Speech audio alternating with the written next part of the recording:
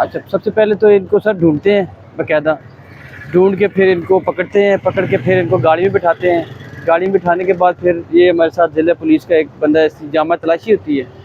फिर उसके बाद जो भी इनके पास चीज़ें हों, मोबाइल हो या पैसे हों या जो भी है, फिर उसकी एक तफसील बनाई जाती है।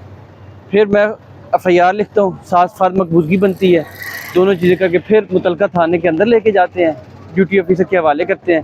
फिर उनसे ई टैग लेते हैं, आपका मुकदमे का जो है ना टैग नंबर लेके, तो फिर हमारा काम ख़त्म होता है। अच्छा जी, ये अब तीनों जो बैगेज़ हमने रिकवर किए थाने न्यू टाउन से, इसके इलाके से, जो वो तीनों अब हम एफ़आईआर हमने लिख दी है उनके ऊपर 9 वैगरेंसी एक्ट के तहत। अभी वो तीनों हम थाने में लेके जा रहे हैं, ड्यूटी ऑफिसर के हवाले करते हैं मुकदमे के इंदराज के लिए। उतारें जी इनको, ले आए आप तीनों, आ जाएँ, आप तीनों आ जाएँ, आप तीनों आ जाएँ, आप इधर आएँ।